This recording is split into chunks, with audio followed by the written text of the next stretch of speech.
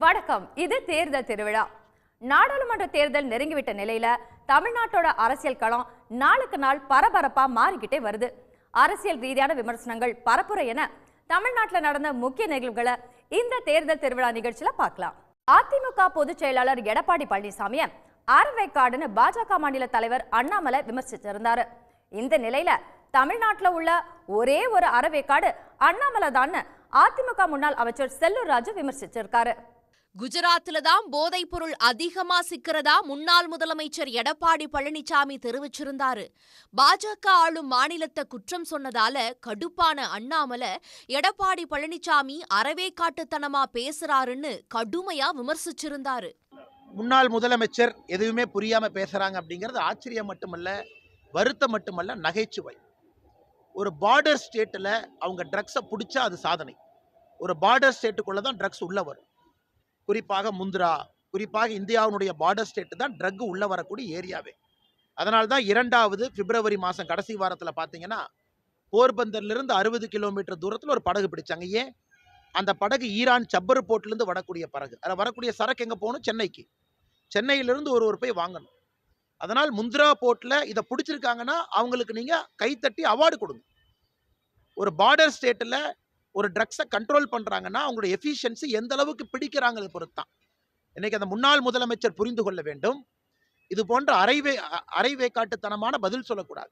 இந்த நிலையில மதுரையில செய்தியாளர்களை சந்திச்ச அதிமுக முன்னாள் அமைச்சர் செல்லூர் ராஜு, மத்தியில ஆளும் கட்சி அப்படிங்கிற மமதையில அண்ணாமலைதா மறைந்த தலைவருங்களை மதிக்காம அறவேட்காட்டுத்தனமா பேசிட்டு வரதா காட்டமா தெரிவிச்சாரு. பொதுவா தமிழ்நாட்டில் ஒரு அறவேக்காடு யாருன்னு கேட்டா எல்லாருக்குமே தெரியும், அண்ணாமலை தான் அறவேக்காடு. இருக்கிறதுலே அறவேக்காடு யாருன்னா, அரசியல்ல ஒரு ஆளுங்கட்சி, மத்தியில் ஆளுகிற கட்சியினுடைய தலைவர், மாநில கட்சியினுடைய தலைவர் என்ற மம்மதையில் அவர் யார் மறைந்த தலைவர்களை குறைவாக மதிப்பிடுவது, மதிக்காதது, இதெல்லாம் பார்த்தா அவருடைய நிலைப்பாடெல்லாம் பார்த்தா உண்மையிலே ஒரு அறவேக்காட்டுத்தனமாக பண்ணுறவர் அண்ணாமலை தான். அவர் போய் எங்கள் பொதுச் செயலாளர் சொல்கிறாருன்னா, இதை காட்டிலும் ஒரு இது இருக்கா? நேற்று வரைக்கும் நீ உனக்கு என்ன தெரியும்? அரசியல்னா நீ கத்துக்குட்டி. அரசியல் அண்ணாமலை ஒரு கத்துக்குட்டி. இன்றைக்கி சும்மா கூட்டம் கூட ஆளுங்கட்சியில் பணத்தை மிரட்டி கூட்டத்தை சேர்த்தா கூட்டம் வந்து கூட்டினா போதுமா? இது எப்போவுமே இருக்கிறது தான். தேர்தலில் நான் சொல்லி முடிச்சுக்கிறேன், தேர்தல் முடிஞ்ச பிறகு தான், வாக்குப்பெட்டியை திறந்த பிறகு தான், வாக்கு சீட்டை பார்த்த பிறகு தான் பிஜேபிக்கு தமிழக மக்கள் எவ்வளவு தூரம் ஆப்பு வச்சிருக்காங்க அப்படின்றது தெரியும். அப்போ அதுக்கு பிறகு அண்ணாமலை இருப்பாரா, தொடர்வாரான்றது அப்புறமா தெரியும். மோடிஜியை பார்த்து, பாரத பிரதமரை பார்த்து கூட்டத்தை சேர்த்து உட்கார வச்ச உடனே அதெல்லாம் என்ன கூட்டம்? அழைத்து வரப்பட்ட கூட்டம் தானா சேர்ந்த கூட்டமா? வந்த கூட்டத்தை பார்த்துட்டு அவர் மோடிஜி பார்க்குறாரு, மோடிஜி நல்லா பேசுகிறாரு, கேட்போம்னு வர்றாங்க. அதில் இவர் மதப்பாக ஆயிடுறார், ரொம்ப இதாகிடுறார் ஓவரா. தொடர்ந்து பேசின அவரு, பாஜக கூட கூட்டணியில இருந்தப்போ மசூதி பக்கமே போக முடியலன்னு இப்போ இஸ்லாமியர்கள் தங்கள் பக்கம் இருக்கிறதாவும் தெரிவிச்சிருக்காரு. இஸ்லாமியர்கள் போகவே முடியல. நாங்கள் பள்ளிவாசலுக்கு போகிறோம், கூட்டிகிட்டு போனோம், முதல்ல போனோம். நாங்கள் தான் அன்னைக்கு எங்கள் சட்டமன்ற உறுப்பினராக இருந்த இன்னைக்கு புறநகர் கிழக்கு மாவட்ட செயலாளர், மேயர், வடக்கு தொகுதியினுடைய சட்டமன்ற உறுப்பினர், அவர் தான் ஃபேவர் பிளாக் போட்டிருக்காரு அந்த பள்ளிவாசலுக்கு. போனதுக்கு என்ன, உடனே வரக்கூடாது, தனிப்பட்ட முறையில் நீங்கள் வாங்க, பிஜேபி கூட்டணியோடு வரக்கூடாது.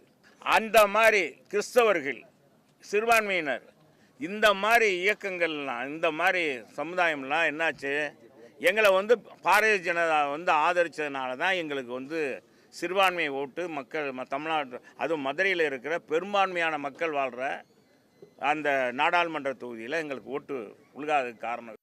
பொதுக்கூட்டத்துல ஜெயலலிதா, எம்ஜிஆர் பிரதமர் மோடி புகழ்ந்து பேசினது ஒரு அரசியல் ஸ்டண்ட் அப்படின்னு செல்லூர் ராஜு தெரிவிச்சாரு. தேர்தலுக்காக தமிழ்நாட்டுக்கு அடிக்கடி வரும் மோடி சென்னை, தூத்துக்குடியில வெள்ளம் வந்தப்போ ஏன் வரலன்னு அமைச்சர் உதயநிதி ஸ்டாலின் கேள்வி எழுப்பியிருக்காரு.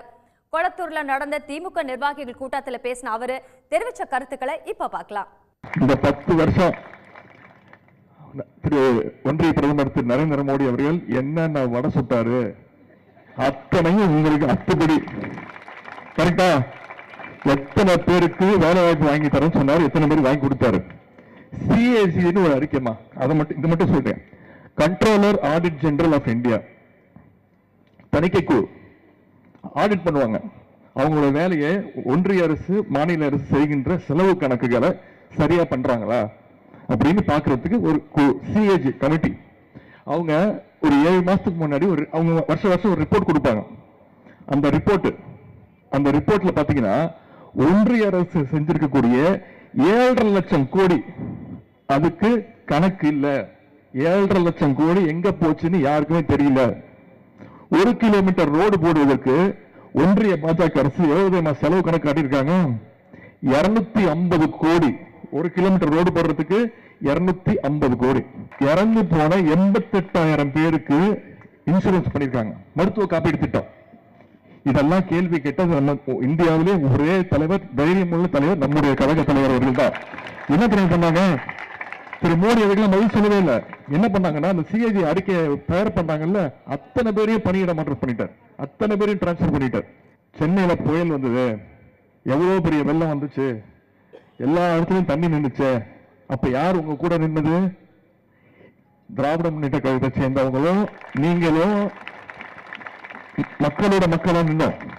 தூத்துக்குடியிலையும் திருநெல்வேலியிலும் அவ்வளவு பெரிய பேரிடர் ஏற்பட்டுச்சு, அவ்வளவு பெரிய பாதிப்பு ஏற்பட்டுச்சு. ஒரு வருஷம் பெய்ய வேண்டிய மழை ஒரே நாள்ல பெஞ்சது. யாரு ரோட்ல நின்று எல்லாத்தையும் சரி பண்ணது? திராவிட முன்னேற்ற கழகம், நம்முடைய ஆட்சி தான். ஒன்றிய பிரதமர் திரு மோடி அவர்களே வந்தீங்களா? வந்து பாத்தீங்களா? அப்ப வரல, புயல் அடிச்சுட்டு வந்தாராமா, மழை வந்தப்ப வந்தாராமா. ஆனா குஜராத்துக்கு போனாரு. குஜராத்ல அவரு ஆண்ட மாநிலம், அவருடைய முதலமைச்சர் மாநிலம், பாஜக ஆளுகின்ற மாநிலம், மழை பெஞ்ச அடுத்த நாள் போய் அடுத்த நாளே வந்து நிதி. ஆனா நம்முடைய தலைவர் இங்க பாதிக்கப்பட்ட ஒவ்வொரு குடும்பத்திற்கும் 6,000 ரூபாய் கொடுத்தவர் நம்முடைய கழக தலைவர் அவர்கள். அதுவும் ஜனவரி மாசம் மட்டும் பாத்தீங்கன்னா வெள்ளத்துக்கு 6,000 நிதி ஒதுக்கீடு, கலைஞர் மகளிர் உரிமை தொகை 1000 ரூபாய், பொங்கலுக்கு 1000 ரூபான்னு ஒவ்வொரு குடும்பத்திற்கும் சென்னை, செங்கல்பட்டு, திருவள்ளூர் மாவட்டம், தூத்துக்குடி, திருநெல்வேலி ஒவ்வொரு குடும்பத்திற்கும் 8,000 ரூபாய் கொடுத்திருக்காரு நம்முடைய தலைவர் அவர்கள். புதுச்சேரியில பாஜக வேட்பாளரா களம் இறங்க 50 கோடி ரூபாய் பணம் தந்தாதான் சீட் தருவாங்கன்னு பாஜக ஆதரவு பெற்ற சுயேட்சை எம்எல்ஏ சிவசங்கரன் தெரிவிச்ச கருத்து பரபரப்பை ஏற்படுத்தியிருக்கு. மக்களை பத்தி எந்த கவலையும் படாம பணம் தான் முக்கியம்னு இருக்கிற கட்சி பாஜகங்கிறது இது மூலமா தெரியுதுன்னு புதுச்சேரி முன்னாள் முதலமைச்சர் நாராயணசாமி கடுமையா விமர்சனம் செஞ்சிருக்காரு.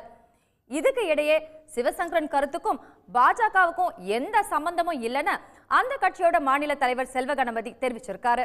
புதுச்சேரியில என்ஆர் காங்கிரஸ் தலைமையிலான கூட்டணியில பாஜக போட்டியிட இருக்கு. இதுக்கான அறிவிப்பு வெளியாகி கிட்டத்தட்ட 1 மாசம் கடந்த பின்னாடியும் இன்னும் வேட்பாளரை அறிவிக்கிறதுல சிக்கல் நீடிக்குது. புதுச்சேரி துணைநிலை ஆளுநர் தமிழிசை, ஒன்றிய அமைச்சர் நிர்மலா சீதாராமன், அமைச்சர் நமச்சிவாயம்னு பலரோட பேரு அடிபட்டாலும் வேட்பாளரை இறுதி செய்யறதுல இழுபறி நீடிக்குது. என்னத்தான் நடக்குதுன்னு பாஜக ஆதரவு சுயேட்சை வேட்பாளரான சிவசங்கரன் கிட்ட கேட்டப்போ, பாஜகவில மாநில தலைமைக்கு பணம் கொடுத்தாதான் வாய்ப்புங்கிற நிலை இருக்கிறதாகவும் 50 கோடி பணம் இருந்தாதான் சீட்டு கிடைக்கணும்னு சொல்லி அதிர்ச்சியை ஏற்படுத்தினாரு. இவரு செல்வம் என்ன நிலைப்பாட்டுல இருக்காரு? அவரு இப்ப எங்க பிஜேபிக்கே பணம் கொடுத்தா அது யாரா இருந்தாலும் சீட்டு. அது நானே சொன்னேன், எங்க தொகுதியில ஒருத்தவங்க இருக்காங்க 50 கோடி தரேன்றாங்க, கொடுப்பீங்களான்னா அது வாய் திறக்க மாட்டேன். 30 தொகுதிக்கும் எனக்கு வேல்யூ இருக்குன்றீங்க, அதுக்கு அவங்க என்ன சொல்றாங்க? அது அவங்க அதெல்லாம் கன்சிடரே பண்ண மாட்டேன்றாங்க. அவங்களுக்கு வேண்டிய பணம் இருக்கா, பணம் இருந்தா சீட்டு. எங்க தொகுதியில ஒரு 50 கோடி கொடுத்தா ஆள் இருக்காங்க, அவங்களுக்கு சீட்டு கொடுக்கறதா பேசுங்க, நான் அவங்கள சொல்லிடுறேன் எனக்கு சார்பில். இது தொடர்பா பேசியிருக்கிற முன்னாள் முதலமைச்சர் நாராயணசாமி, ஆளும் கட்சியே வேட்பாளரை தேடுற நிலை இருக்கிறதா தெரிவிச்சிருக்காரு.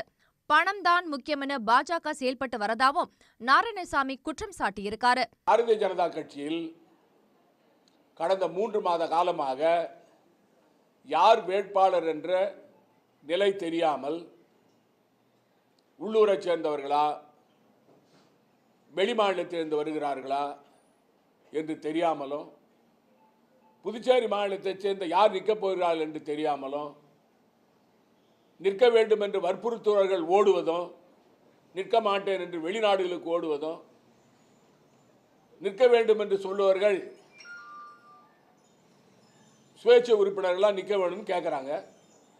ஆனால் பாரதிய ஜனதா கட்சியினுடைய பொறுப்பாளர்கள் 50 கோடி ரூபாய் கொடுத்தால் உங்களுக்கு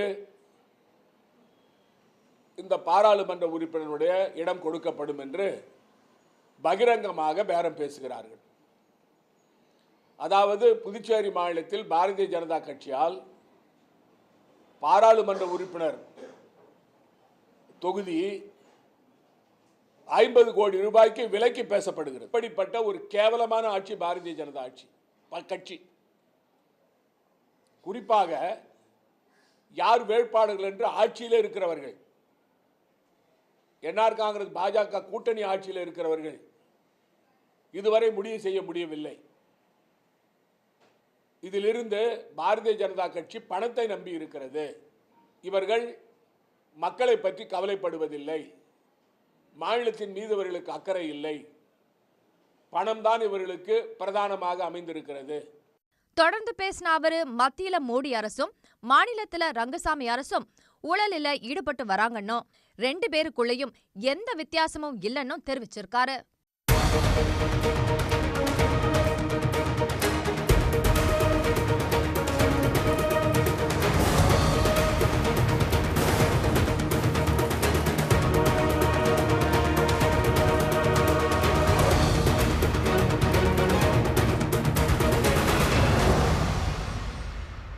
உடனுக்குடன் செய்திகளை தெரிந்து கொள்ள சன் நியூஸ் பெல் ஐகானை கிளிக் பண்ணுங்க.